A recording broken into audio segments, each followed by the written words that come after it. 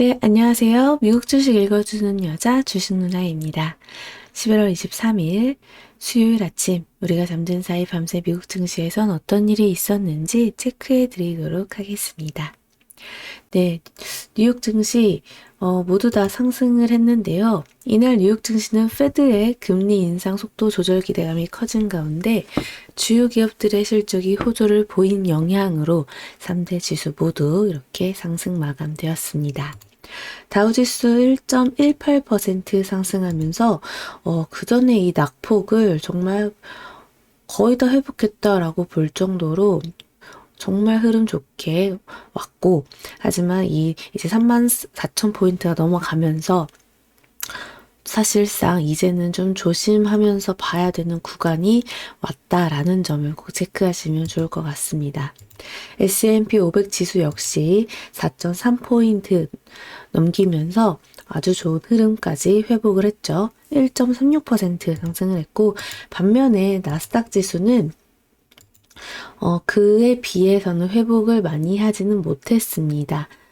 11,174포인트인데 그래도 전거래 대비 1.36% 상승하면서 미국의 이 3대 지수 모두 다 좋은 흐름을 보였다. 그리고 필라델피아 반도체 지수는 무려 3.03% 상승했다라는 점을 체크하시면 되겠네요. 페드 고위 관계자 가운데 금리 인상 속도 조절론을 주장하는 인사들이 늘어나고 있는 점이 현재 증시에 긍정적으로 작용되고 있습니다. 전일 속도 조절에 동의한다고 언급했던 로르타 메스터 클리블랜드 연방준비은행 총재는 이날에도 1970년대와 달리 현재의 장기 기대 인플레이션은 잘 고정되어 있다라고 밝히면서 금리 인상 속도 조절 가능성을 시사했습니다.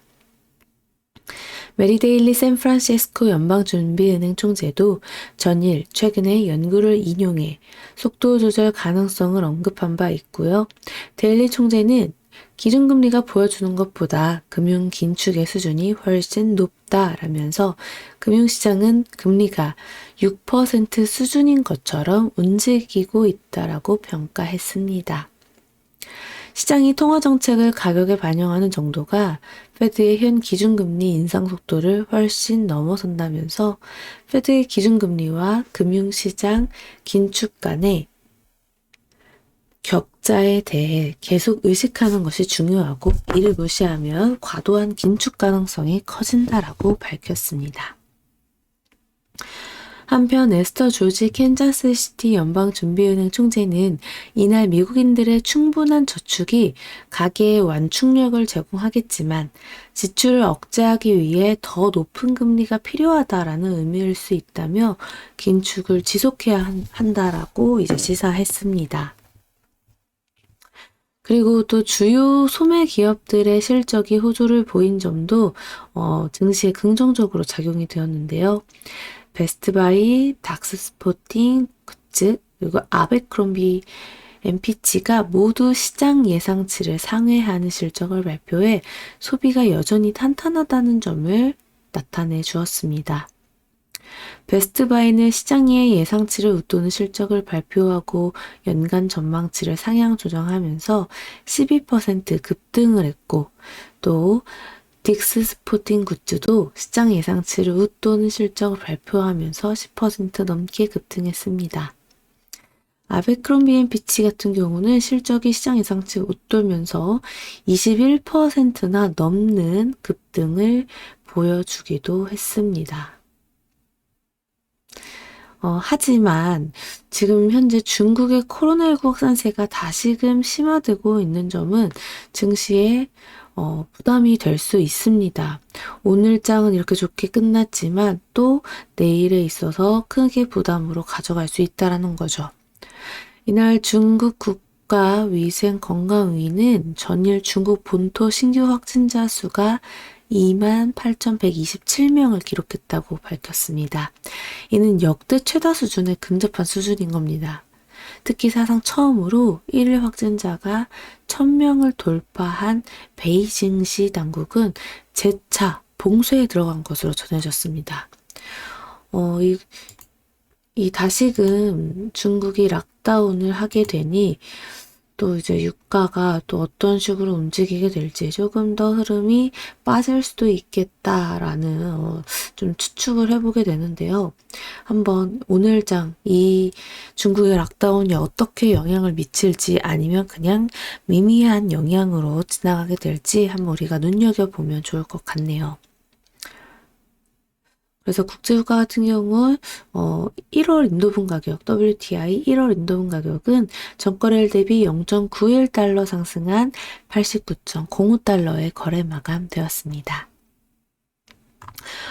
그래서 지수가 어쨌든 버텨준 관계로 대부분 업종들이 이렇게 상승 흐름 보인 가운데 반도체 종목들이 특히 좋았죠.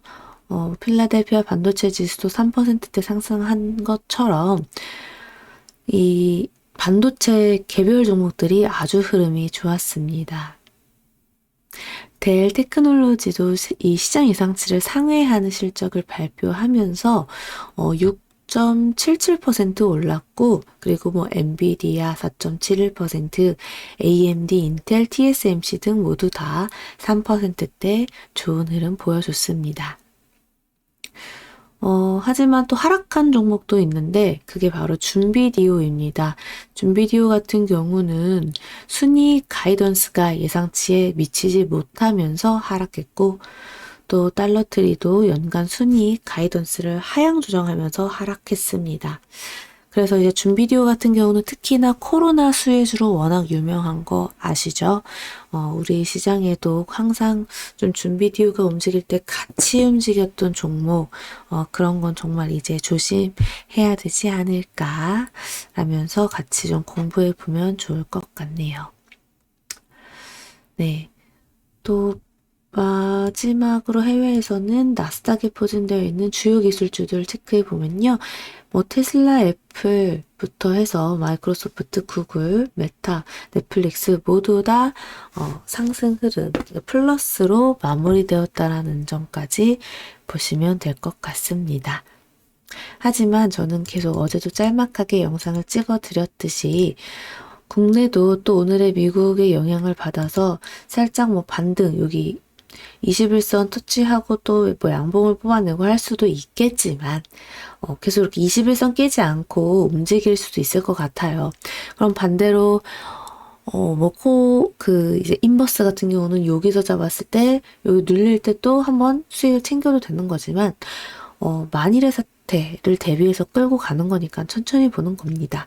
21선을 깼을 때 더 큰 하락, 더 밑으로 빠질 수 있다라는 점, 61선까지도 열려 있다는 점을 우리가 생각하면서 과연 이 21선 흐름을 좀 지지하면서 세게 시장이 버텨주는지 아니면 조금 힘없게 무너지는지 우리가 좀 그 부분을 체크하면서 봐야 될 것 같아요. 당장에 세게 상승해서 이때 이 전고점을 다시 뚫어주는 확률보다는 하방으로 어디서 잡히는지 체크해야 되는 확률이 훨씬 더 높다라는 점 꼭 생각하시면서 지금 뭐 급하게 종목 매수하려고 하지 마시고, 물론 뭐 실적 장세, 종목 장세는 계속 이어지겠지만 그만큼 어려운 장세일 수 있으니 여러분들 너무 급하게 잦은 매매하지 않으시길 바랄게요. 자, 그럼 오늘도 좋은 하루 보내시고요. 오늘은 이따 제가 라이브 방송, 어제 하지 못한 라이브 방송 진행할 수 있도록 할게요. 오늘도 좋은 하루 보내세요. 또 만나요.